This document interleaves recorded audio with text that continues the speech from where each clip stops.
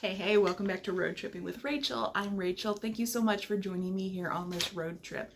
Okay, so here's the next video on us getting caught up because Rachel didn't read the schedule right and got off on her weeks. We have just completed chapters 5 and 6 of Ezra. Now we are getting into chapter 7. And chapter 7 is really important because it's the first time we're really being exposed to Ezra. So with Ezra, you have seen up until this point, it's been kind of an overview of everything that has been happening. So we have had the initial return of people to Israel. They have come out of their exile. They have they have now actually completed the building of the temple.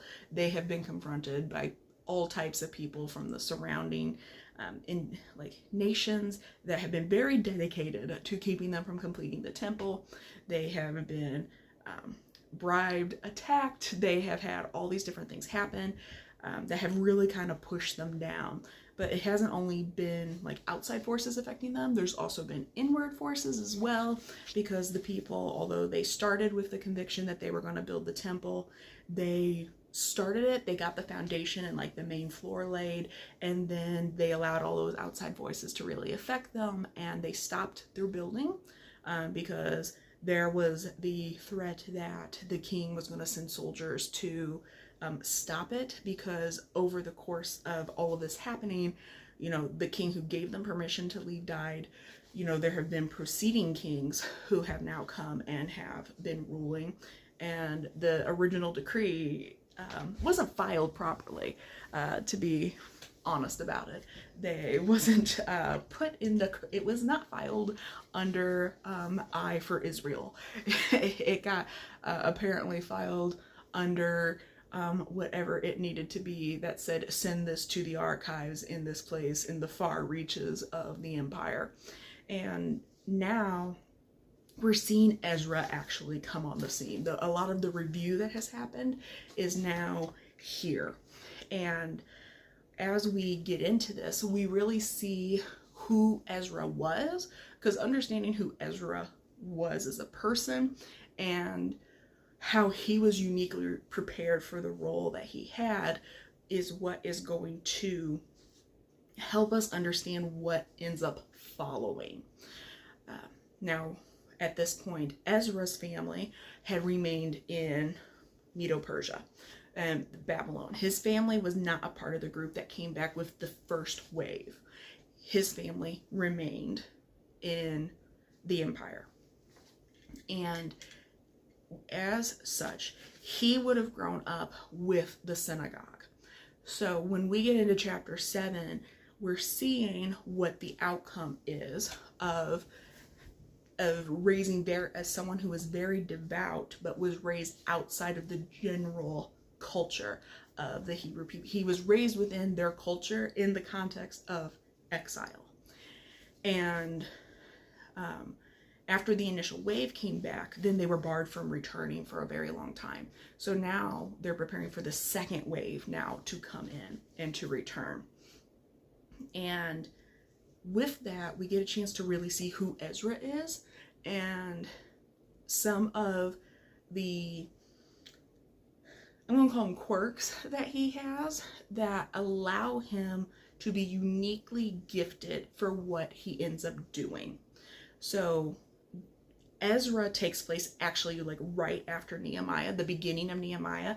The tail end of Nehemiah will overlap with Ezra. But you had all of this stuff happening. The temple has now been built, and which is at the beginning of Ezra. And then you have Nehemiah come in, and Nehemiah helps them rebuild the wall.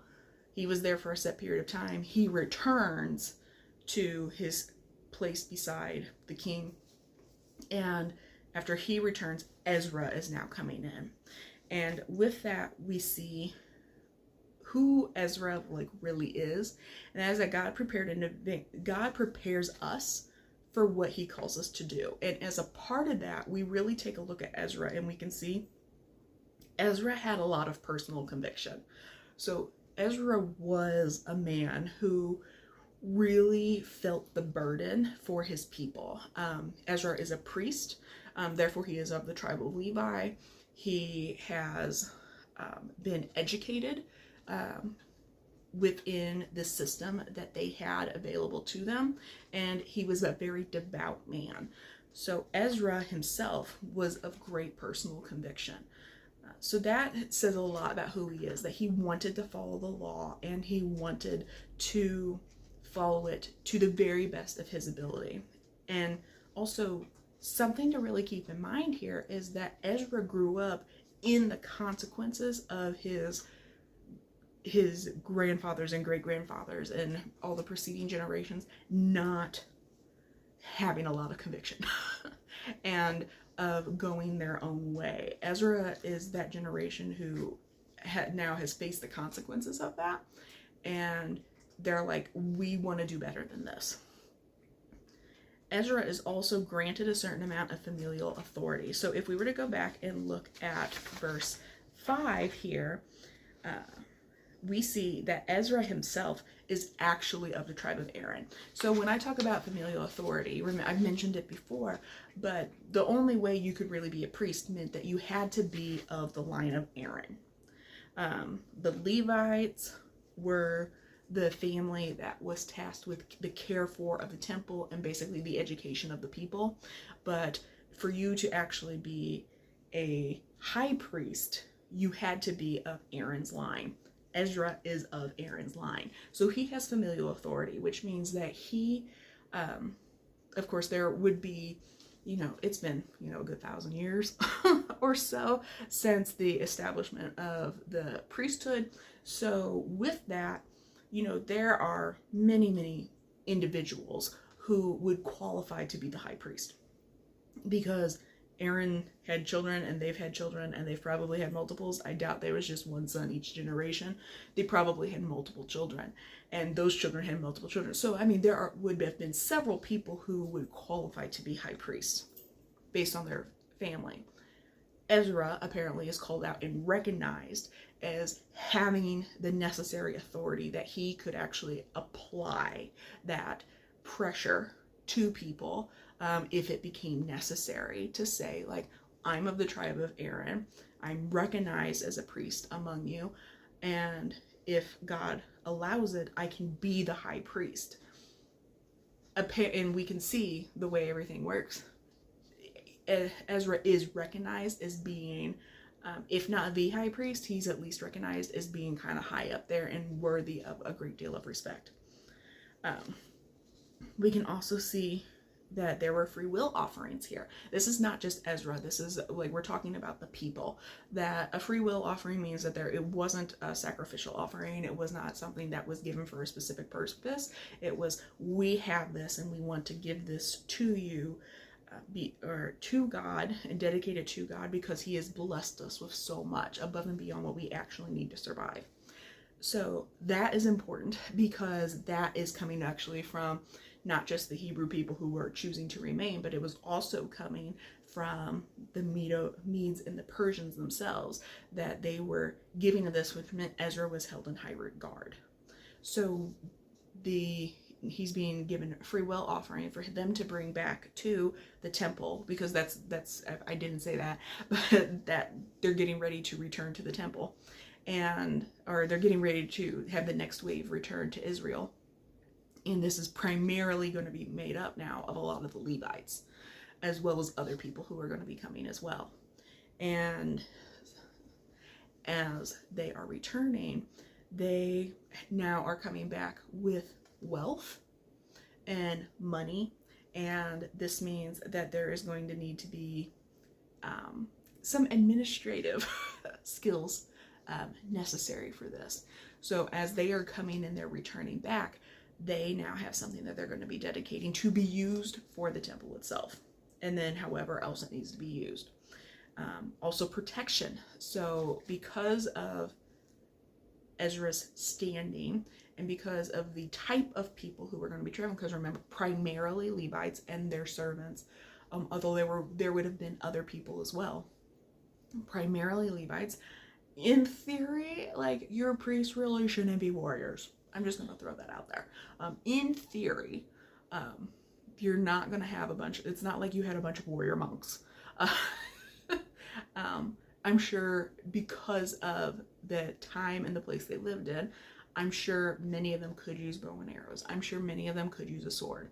But they were also a people that had been conquered. So I'm highly doubtful that they were given like a ton of training on how to use any of those things. They probably had basic knowledge so that way they could eat. And if they got called to serve in the military, they could.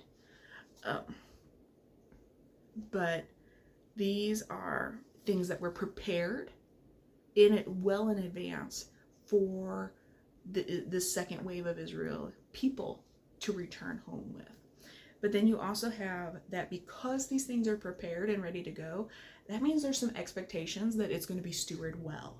So we already talked that there was the free will offering. So money needed to be stewarded well. It was given for a specific purpose, and then if there was any left over, Ezra needed to determine how it was going to be cared for. And one of the things that they did was he actually divides the money up, so that way there wasn't any one person who would be responsible for all of it. He divvies it up and says, you know, priest A, B, and C, and I think D, actually I think he broke it up more than that, but for our example. And then they measured out, like, this is how much wealth each of you are being charged with keeping track of, and if it doesn't match when we get to Israel, we will know that you did something with it. So there was a standard that was set that you are to guard this and make sure everything happens the way it is supposed to with it, and then we're going to double check you. It's the same as like having an audit. If you work for a business, having an audit and having it looked at to make sure that like the money is going where it is supposed to be going. You are charging taxes the way you're supposed to be charging taxes. You're charging freight the way you're supposed to be charging freight. That making sure that everything is going the way it is supposed to go. Resources. So, you know, if you're being given food, clothing, shelter, protection, then that means that you are using it well, and that, you know, you're giving, you know, the stipends to people. You're rationing your food. You're not sitting there and trying to, you're not gorging yourself on it. You're using it wisely to get you to where you need to go. And then just general, and this sounds like it should be like, I kind of chuckled when I was reading through this because I'm like, it's so common sense. But the thing is, it's not, because I live in the world. It's not common sense.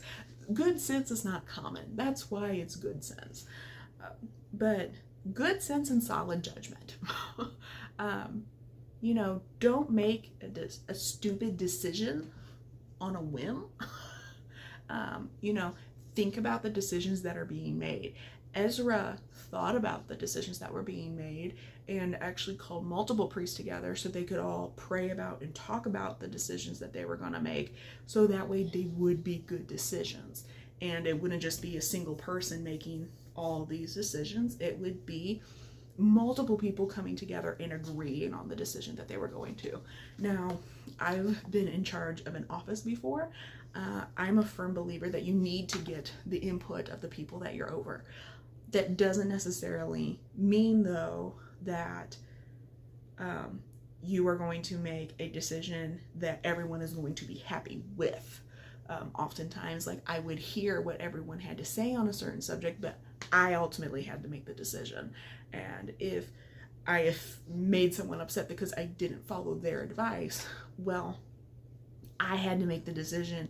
And when I looked at it, you might have been the only person who really wanted to do this, but I had 4 other people who really said, like, I really think this might be a better idea. And when I assessed it, I agreed with them. That being said, I've also done the opposite, where I'm like, I just don't, this would be so easy and such a shortcut, but I think long term, this other thing would serve us better. And, you know, I've made those decisions too. Ezra was put in charge and he had to do that as well. But it's using good sense and solid judgment whenever you're doing those things. And finally, like, here you really see some application taking place. You got to be able to give God the glory for going ahead of you. you know, I've said it before over and over, you know, you have to recognize that God is at work and what he is doing and what he has done, and recognize that you wouldn't be where you are if certain things hadn't been put in place. And you were not the person who put those things in place. God is the one who put those things in place. He's the one who has gifted people with certain abilities, put people in certain positions, that has allowed you to come together and be able to come to these conclusions. Likewise, you need to give God the glory for what he has entrusted to you. You know, if you are the head of an office, if you are, you know, the head of a family, if you've got kids, you know, God has entrusted those lives to you. God has entrusted people's livelihoods to you. He has entrusted, you know, your money and your finances, your home, all of these things God has entrusted to you. You need to take care of them and recognize that you are the person who is doing the work, but you're only able to do that work because God has given you a healthy, able body, or sound judgment, or he has given you gifts and the ability to do certain things. And that's where I'm going to end with that. I hope you enjoyed this. Once again, sorry that we got off on our weeks. I look forward to seeing you all next time. And don't forget, if you do want to go through and read my blog post on this, you can do that by going to www.roadtrippinwithrachel.com. And they all go live on Wednesdays at 7 a.m. I'll see you guys all next time. Bye!